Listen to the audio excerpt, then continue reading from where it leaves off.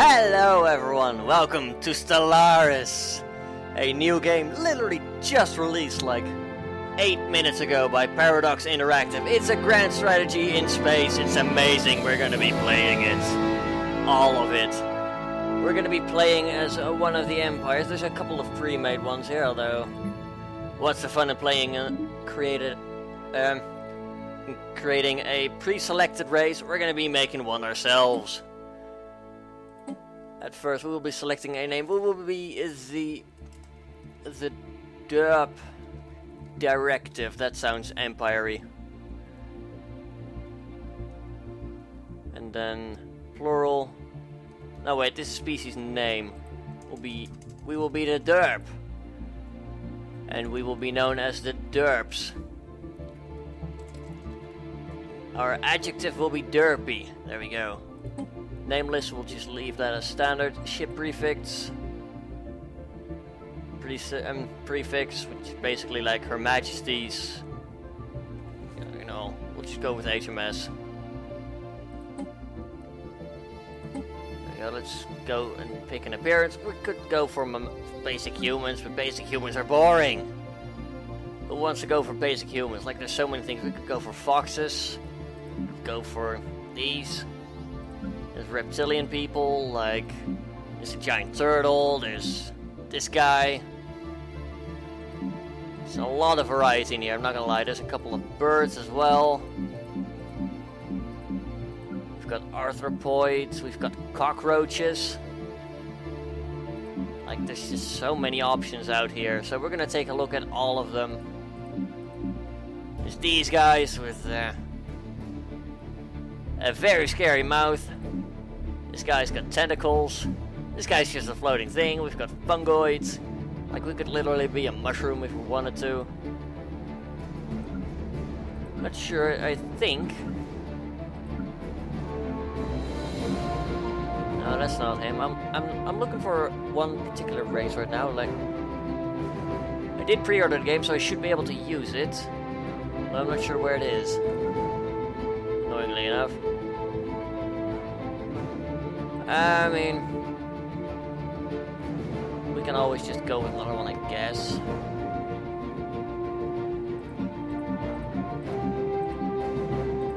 Some sort of cat-like, sort of scary. So let's not. Just having a quick look through all of them right now. At least most of them. See, when I think of Derp, what would we be? I'm gonna be like, I don't feel like we'd be a bird. I don't wanna be too boring and be like, yeah, we'll just go basic humans, but we might. I'm not gonna lie. Like, I feel like the special pre-order race should be somewhere in here. Although it could just be a mod that I haven't turned on, so I don't know. Let's just go with basic humans, because why not? We can pick some traits. So, for example, we could be quick learners, extra leader experience, we could be very strong, extra army damage or more mineral mining, etc. There's a lot of traits that we can go for. We can go quickly through the list. We can get extra food, energy credits, minerals, intelligence for extra research. That might be a good one. Extremely adaptive, gives extra habitability on our home planet, on other planets in general. Then there's the regular version, adaptive, that gives only 10%. Non-adaptive takes some away, but gives you some negative points, so you can get some other things. Talented, extra leader skill level. I don't know.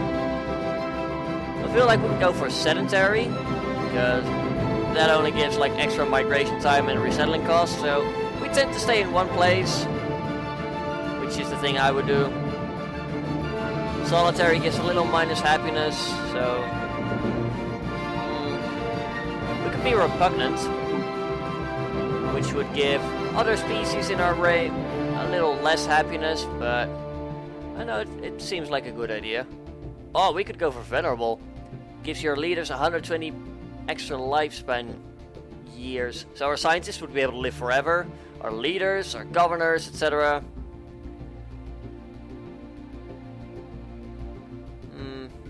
I don't know, I feel like we could go for something like resilient. But we're gonna have to pick at some point. Like, we're probably gonna go with intelligent. That seems like a very good idea.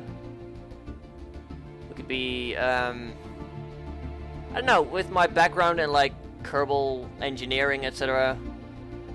And just from the depth engineering, we could go for natural engineers, get extra engineering output. There we go. And then I feel like, oh, we don't have any negatives anymore, do we? I feel like resilient might be a good one as well, so let's drop that and we'll go for resilience instead. Extra garrison health, fortification, defensive bonus, so we're going to be very good at defending. Actually, that leaves us 1 trade point, with no trade pick. So we could pick one that has 2 instead, or we could drop a negative. I'll drop repugnant. No, we can't drop repugnant. You know what, this is fine. Sedentary, intelligent, resilient. I want our leader to be a male. He's gonna be me for some reason. And we're just gonna be 1 and then get a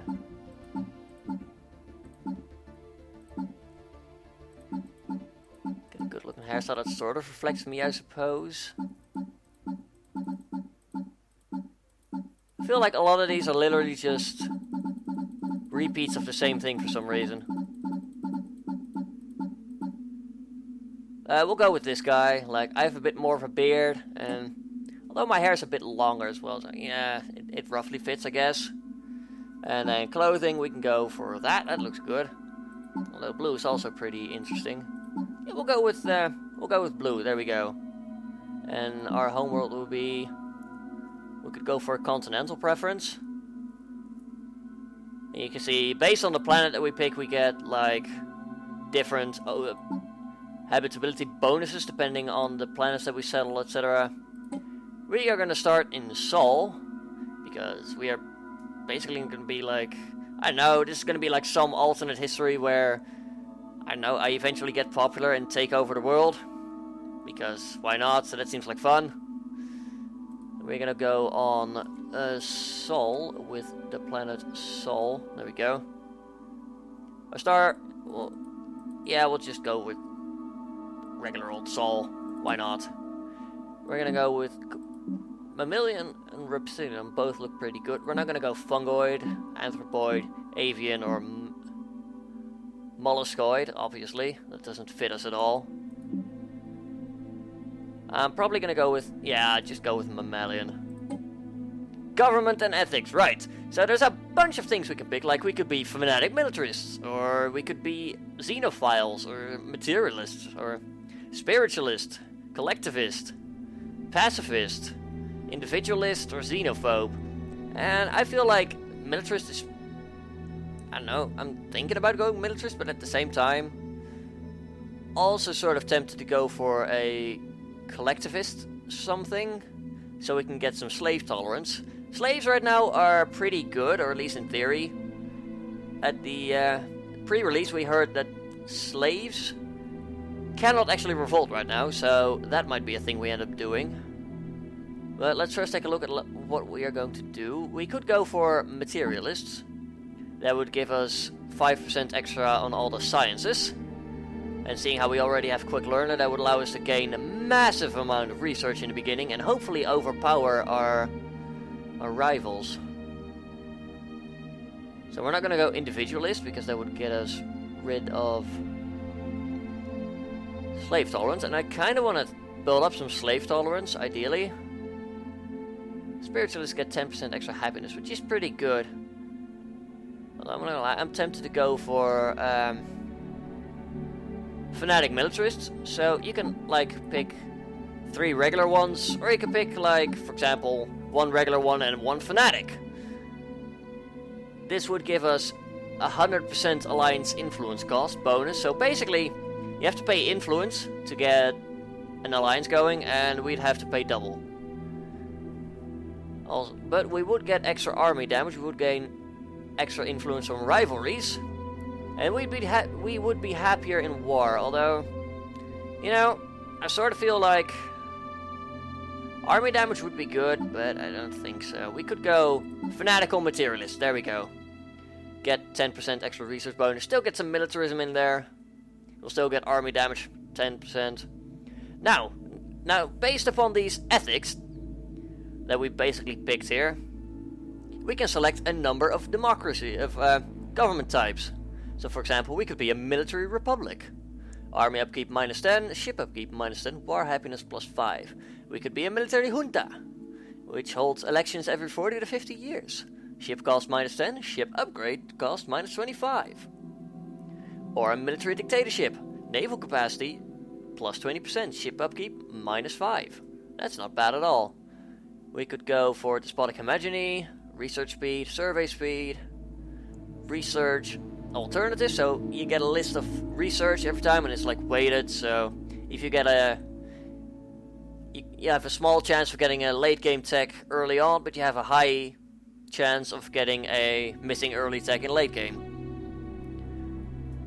You've got core sector planets, which is basically micromanagement. We can go for indirect democracy, we could go for plutocratic oligarchy, or a despotic empire. I feel like if we go over here, then go back to collectivist. Okay, that would actually lock us out of military republic.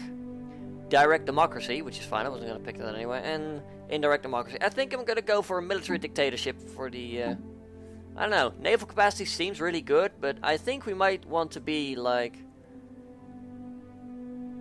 a researchy one in the beginning. So we might just start out as a despotic hegemony and then switch over to a military dictatorship later on in the game, because you can change your government type. Although you can't change your ethos. I feel like these are pretty balanced, however, so extra research, some military stuff, and slave tolerance.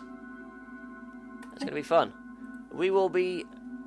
Our empire will be named the Derp Directive, and we will be known as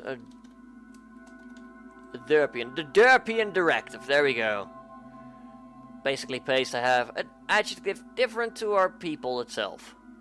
Oh, last but not least, we're gonna select an icon. We're probably gonna go for something, I don't know. We've got blocky in here, so this is like a shield. A block shield, a heart. Not that we're gonna be doing much loving of people. We're not gonna be making many friends. We're gonna be fighting other people. We could go for humans, like, I don't know, a fist maybe, an axe and a shield. This is a sort of evolution of the like Teutonic, of the Malta star, or the Malta cross, I mean. This one seems pretty cool.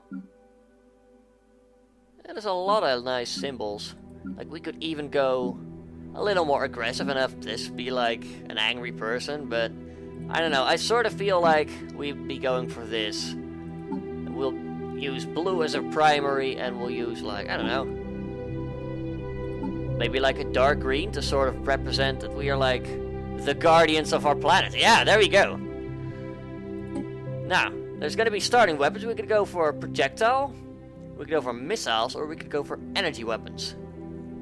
Let's take a look at projectile first. Mass drivers that use electromagnetic catapults to accelerate projectiles towards targets at blinding speeds, while somewhat limited in range. Kinetic energy, high rate of fire, chewed through shields with ease. Then we've got energy weapons. These directed energy weapons emit focused laser beams at their targets, effective at medium to close range, largely ignoring the bulk of enemy armor. So that's good. And then there is missile weapons. Space-to-space missiles armed with nuclear warheads. Missiles have excellent range, but they are vulnerable to interception by point defense systems. Let's go with energy weapons. I feel like that's a good one. Now, we've got FTL methods. There's 3 different ones. There's warp. The warp drive generates a subspace bubble around a ship, making faster than light speeds attainable. This allows for free but relatively slow travel between stars, given the great distances involved. There's also hyperspace travel. The hyperdrive allows ships to temporarily breach a dimension of hyperspace. Interstellar travel is fast, but it's limited existing paths along the hyperlane network.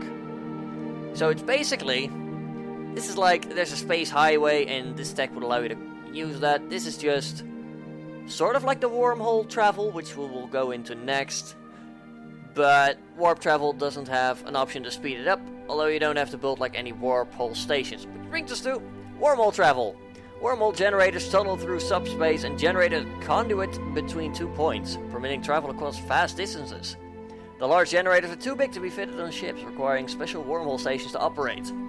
So we'll need to keep building special stations, but it will allow for very fast travel. I'm gonna go with wormhole travel, despite literally never having played the game. It seems like a great idea. Now we could go for mammalian ships. We could specialize our ship appearance. I'm gonna go with mammalian because it seems pretty cool. And there we go. That is our species. We're the humans. We are collectivist, militarist, materialist. We've got red lasers, wormhole travel, and mammalian ships. We'll be starting off on Sol, and everything will be awesome.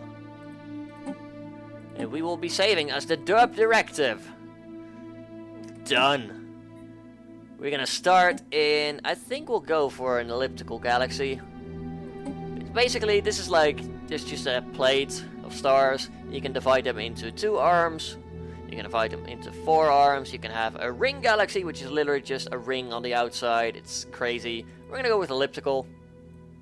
We'll go with 23 AI empires, 4 advanced AI starts. So I think we'll be starting with a total of like 27, not including fallen empires. We'll play on normal, I guess. Any allowed, not gonna play on Iron Man. There we go. Let's get into the game, shall we?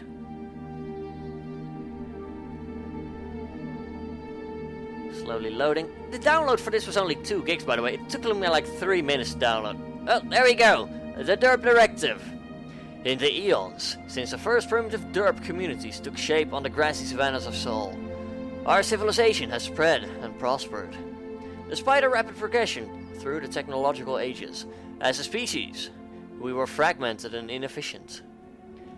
A new system emerged during these chaotic times that delivered us from superstitious beliefs and brought order to society. Some resisted this change out of irrational fear, but after several pacification wars, they too became productive components of a greater whole. Now, after the successful creation of artificial subspace wormholes, the finest minds of the Derp Directive have finished construction of the first wormhole station at the edge of our system. The stars themselves are finally within our grasp. Begin. Greetings, Overlord. I am Vea, a prototype synthetic intelligence developed by the finest minds of our civilization to serve as your advisor. I shall endeavor to perform my duties with the utmost efficiency. Right, so this is basically our advisor. There's not a real tutorial for this game, you just get thrown in. Well, I say thrown in, but we get put in here and we get this advisor who's like, yeah, I can either pick to have him tell me everything, give some advice, or just shut it down. We are gonna An excellent decision. allow him to tell us everything. You will have my full support. That is good to know. Building a star empire can be a daunting task. To help get things started, I will be providing instructional missions that cover the basic steps necessary to establish ourselves as a successful interstellar power. Okay. The first mission is to fully survey our home system. Welcome to Sol! We've got Saturn, Titan, Vesta, Sol. We've got Luna in here. So just... Oh, by the way, you can use WASD, and it's the best thing ever. There's our construction ship, the HMS Skelski. We'll be looking at that in a minute. With Luna here, it's a barren world. We can survey it. We've got Mars, Uranus, Jupiter, Neptune, Venus, Mercury, all the places. We're going to check the situation log here. Displays a list of all currently available special projects and various other points of interest. New items will likely appear as we begin exploring the galaxy. Okay. Don't need to know that again. Situation log updated. Right, we need to fully explore our home system before venturing out into the galaxy. Select a science ship. Okay, let's do that. We've got a science ship over here. This is our science ship, which is used to survey astronomical objects, such as the spaceport tab is where... Yeah, you don't need to... Okay. Planets need to be surveyed in order to make resource visible. put it to work, simply right click on a not yet surveyed planetary body and select survey system. There we go. We could tell it to, for example, like, oh, if we wanted to scan Luna because we're close by, we could just do that and hold shift and queue up the rest. There we go. And there we go. Did we have anything for this? Okay, let's take a look at the construction ship. This is our construction ship, which is used to construct space stations. When an astronomical object, such as a planet, is being surveyed, we can order this ship to build a research station or a mining station to exploit any resources it may have. Okay, good. Different types of stations, such as military stations that can be built anywhere inside of a system, will become available as our technological capability increases. There we go, words. I'm not sure if we can get it to do anything yet, but we are going to start doing that. We've got a spaceport over here. It's armed with laser defense modules. And we can add more modules on there later as we unlock more. We can eventually start building ships here, other things. And it's going to be good. Now, let's take a look. We have research. The technology screen is where we will be directing. So here we have a bunch of researchers. Technologies are categorized into 3 different fields, with each field typically having 3 available research options. Right, so here's our research up here, along with our other resources. We'll take a look at them in a minute. First, let's just take a look at research itself. We have 5 physics research per month, 5 society, and 5 engineering. That's going to be put in these 3 different classes. We have 1 scientist here. They're all skill level 1. It says their age, it says what kind of research speed bonuses they have, any possible traits. They all have their expertise, so if they're starting to research their expertise, it's all going to be a little bit faster. Now we selected physics. We can start researching blue lasers right away, which is a weapon upgrade. We can start researching solar panels, which generate energy credits. We can also start working on a fusion reactor, which allows us to store 250 extra power, which might be useful. And then there's different types of research here. So we're going to go for solar panels, I think. Might be a good idea to make sure that we have enough energy credits, which is basically cash, I believe. And then there's also minerals, which you need. So let's just take a look at the tooltips. Energy credits is an energy-backed currency, there you go, accepted by all spacefaring races. You gain more energy by building or upgrading power plants, using construction ships to build mining stations around energy-rich planets or stars. And then we have minerals. Collect is the term for the basic resources we need to build ships, stations, and planetary buildings.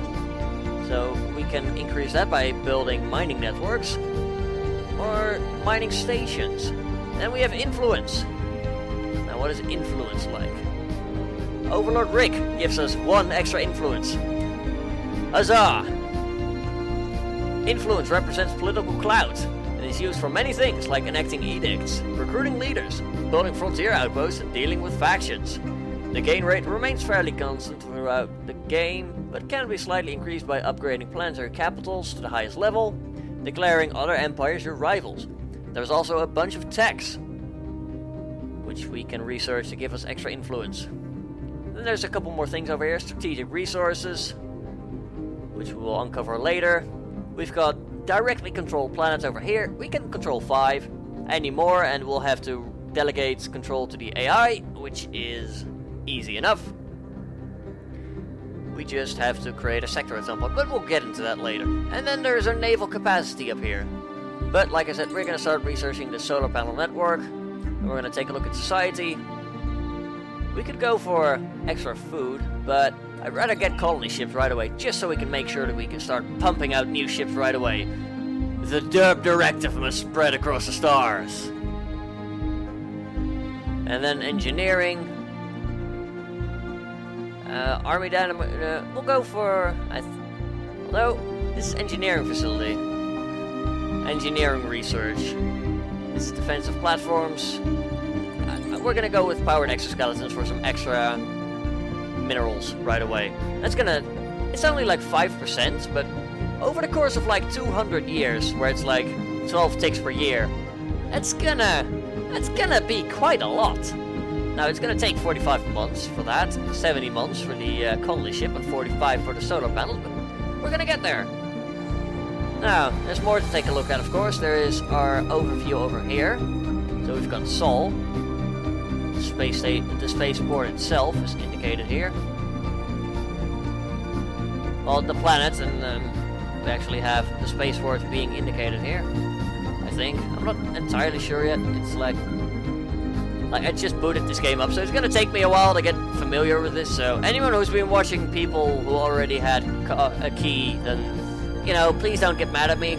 We've got our military fleet here. To protect our emerging empire from threats, or to expand our glorious rule through force of arms, if we so wish. Oh. Expand our glorious rule through force of arms! Yes, we definitely will be doing a lot of that. There we go. That's going to be some basic corvettes for now. Don't expect too much of our military, but, you know, one day we will be able to rule the galaxy. Promise. And then we've got our civilian ships listed here. Can you do anything for us? Not really. So we'll just keep the construction ship idle for now. Let's take a look at the galaxy map. We are situated over there. We are the Derp Directive. We show up with our logo and our name if we are zoomed out enough.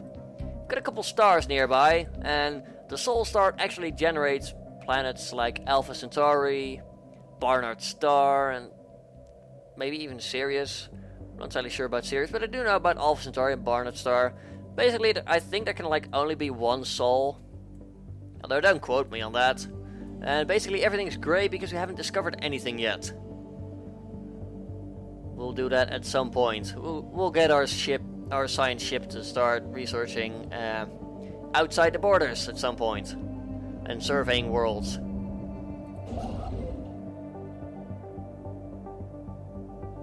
Now, we've selected our construction ship, and this yellow ring that you can see is actually the travel length that we can go with our wormhole ship. With our wormhole tech. So that is good to know. We need to build like stations on the edge of here. Like for example over here, if we want to stretch out over there. And then they can jump from one wormhole station to the other, and then from that wormhole station to any place within that radius basically. But yeah, let's go back to the system overview here for now. And we're actually going to click on Sol itself. Here we see a visual surface representation of this planet's surface, divided into tiles. This tab is only visible on colonies and surveyed worlds that are habitable. Each pop occupies a single tile, which means that there can never be more pops on a planet than there are free tiles. Yep, there we go. So basically each planet has a certain size, and we get a bonus on here for being our capital world, extra happiness, larger border influence, etc. We've got a little summary here, resource output, we get a bunch of credits and minerals from Sol. We are producing surplus food. We have 7 pops, so we are consuming 6.6. We are consuming a little less because of our trade, because of our ethos. So there we go. Planetary governor gives us extra happiness, minus construction time, clear blocker. So yeah, basically each planet has a certain size, and the more size, the more tiles. Sol has a 16, so we have a 4x4 grid of tiles here. We have some slums that are sprawling and blocking our expansion, basically. And we also have a bunch of people, like for example, this one is working at a power plant, which is producing power for a total of 5 power. We have tiles here that have, for example, 1 mineral and 2 food. Now we will collect all of those, but if we were to plant if we are to build like a farm here, the mineral is going to disappear, which is fine. We've also got our planetary administration here. We can't upgrade it yet, but basically we're going to try and expand at some point. Clear the industrial wasteland, clear the sprawling slums. We can actually clear the slums right away. And we can't afford to clear the industrial wasteland. There is some blockers out there that you have to start getting research for before you can get them like removed. But yeah. We also have our population itself. We can see how happy they are, how likely they are to diverge from our ethics. We can see all the ethos that they have built up themselves. We can enslave people. We can purge people if we so wish. But yeah, we're not going to be enslaving our own people. That would be silly. We're going to enslave other aliens. We're going to enslave Xenos, and we're going to set them to work. We're going to make space great again. Yeah, we're not going to get rid of the slums just yet. We have plenty of things. Some buildings may cause adjacency effects to other buildings. We could build here, but let us take this into consideration when I don't think we have constructing new facilities. Oh, we have a base science lab that we can build here. Produces 1 physics, society, and that. So we can build that over there. That'll be glorious. Member of the Loyalists faction. So these are actually part of a faction, if I'm correct. Part of a Loyalist faction. I can actually see that. I think it's like...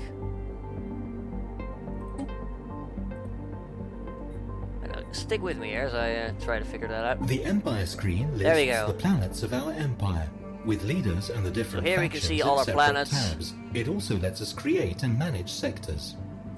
Yeah, so here we can later on manage sectors, etc. Well, we're not going to do that for now. We've got our leaders here. Lets us hire, dismiss, and assign idle governors, scientists, admirals, and generals. So we can recruit admirals, generals, that sort of thing. We're not going to take a look at that for now. We're going to take a look at factions. The provides an overview of the populace's political groupings and allows us to hear their demands and interact with them. Right, so if people start to become unhappy, they will join certain factions here. They can rebel, except for slaves. They can't right now, they can later. But everyone's part of the Loyalists. So they all love us. Oh, that's good. Oh, I thought it was with the plus. No, it's the... This is giving adjacency, I believe. Yep, adjacency effect, extra mineral output, extra food output, extra energy credits. So that's good. But yeah, we're gonna leave it here for now. We haven't actually unpaused yet, mind you, so this is gonna be episode 0.